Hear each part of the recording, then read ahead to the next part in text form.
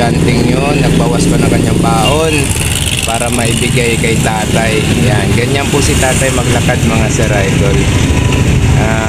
Gagawa tayo ng paraan, sana ipagkaloob sa atin na may maibigay rin tayong tulong kay tatay. Yan, ganyan po siya maglakad.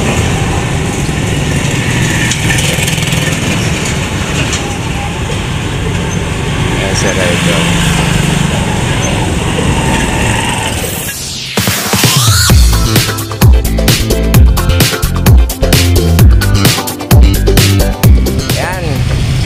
Good morning mga sir idol. Ayun no. Thank you pala sa nagbigay nung nung wheelchair. Ito na kausap ko ngayon si tatay.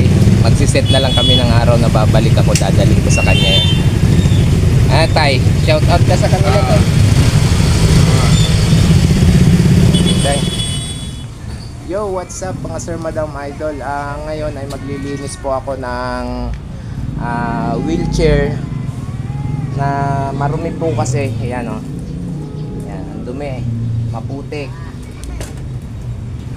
At shout out pala doon sa mag-asawa na nagbigay sa atin neto para maibigay rin po natin kay Tatay Willie yung atin pong pinupuntahan sa Kenneth Road, parking Pasig po siya, sa may sakop ng pinagbuhatan. Ayan, lilinisin natin mga sir idol gamit po ang ating Sunrox at sabon. Tinunaw ko na po siya sa sa timba.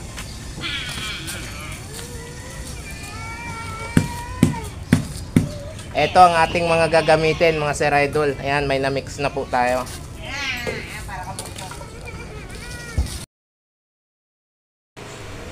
So, ayan mga sir madam idol, nililinis na natin ang wheelchair para naman maging presentable naman sa pag ito ay ibinigay na natin kay Tatay Willie, dahil ito ay hindi po brand new. Ito po ay second hand na ibinigay lang po sa atin ng mabait na mag-asawang iyon. Salamat po uli, hindi po ako magsasawang magpasalamat sa inyo madam and sir idol. So ayan, kinukuskus na natin siya gamit ang ating powder na sabon na nilusaw natin sa timba, may tubig, at hinaluan po natin ito ng Sunrox para po ma-disinfect, dahil alam naman po natin dahil second hand, gamit na po ito. So kailangan ma-disinfect din po natin, kaya ginamitan ko po ng Sunrox. Patuloy po tayo sa paglilinis para pag ito ay natapos na at malinis na talaga, na-disinfect na, so ibibigay na po natin kay Tatay Willie. Ayan mga sir idol, patuloy lang ako sa pagkukuskus. Ayun, ito na mga sir madam idol, nalinis na natin. Patutuyuin na lang, pupunasan ko na lang yan ng tuyong basa. Natanggal na yung mga sobrang alikabok dyan sa kanyang rim. Sa gulong, birinas na po natin. Ayan na po ang kabuuan. So mayroon lang akong konting mga i-retouch dito mga sir idol, dahil medyo may kalawang na po. Ayan, kabilaan po. Ayan, i-retouch ko na lang po yan.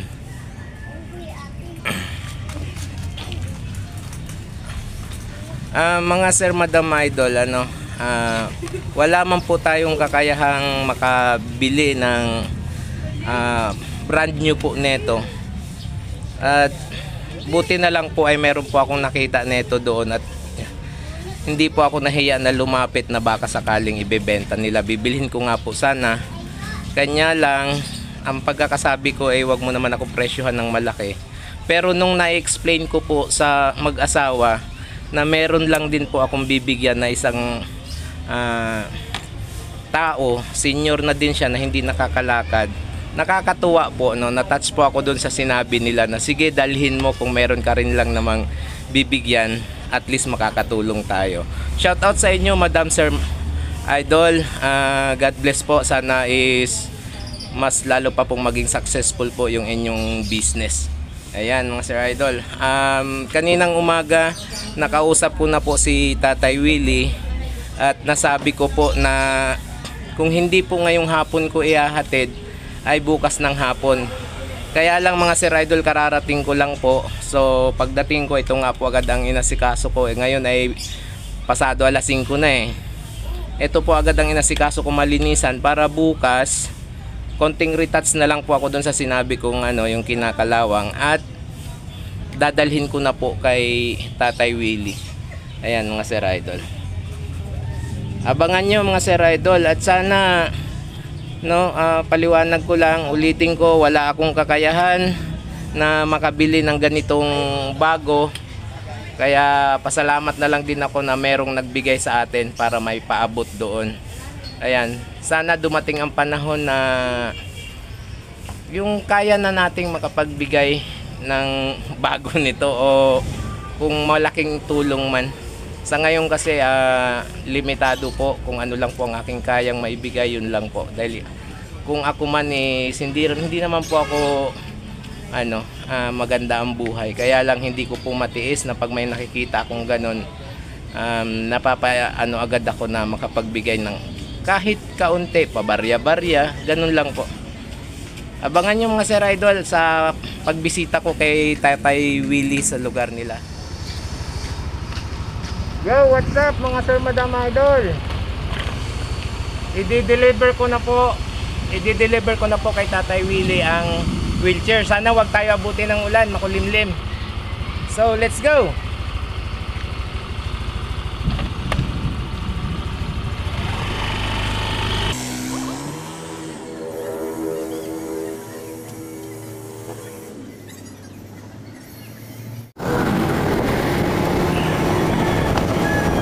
Ayun mga Sir Madam Idol, binabaktas na po natin ang C6 Road. Ito po ay papuntang Bikutan, pero tayo po ay mag-U-turn dito para po mabaybay natin ang daan ng papuntang Taytay at Pasig. Ito po ang U-turn slot nila. Yan, U-turn, and then babaybayin natin ang way ng papuntang Taytay, papuntang Pasig. Ang way po na to ay C6 pa rin po, papuntang tulay ng Napindan. Tatawirin po natin yun. Ang way po ito ay papuntang Taytay. Pwedeng kung ikaw ay pupunta ng Tanay, Antipolo, dito rin po pwede po ito. Mabilis-bilis ang way dito. At habang binabaybay po natin ito mga Sir Idol, pagdating po natin dyan sa may tulay ng Napindan, Tagig pa po yan. Tayo po ay kakaliwa doon sa may Kenneth Road. Ang Kenneth Road ay ang boundary ng Taytay at ng Pasig, Ito po ang tulay na ito at yung tinatawag na Barkadahan Bridge, sa may tulay. Boundary po ito ng Napindan naman at ng Pasig, Taytay. Yan na po. Pagkalusong po natin dito, tayo ay kakaliwa. At pag nakakaliwa na po tayo, yan na po ang Kenneth Road. Yan na po ang sinasabi kong boundary. Itong bandang kanan natin ay ang Taytay. At ang kaliwa naman ay Pasig, Pinagbuhatan. So patuloy tayo nito, binabaybay natin, at pagdating na naman natin doon, tayo ay kakaliwa na naman para sa makapasok tayo doon sa street na papunta kay Tatay Willie. Nagtanong-tanong na rin po ako niyan mga Sir Madam Idol.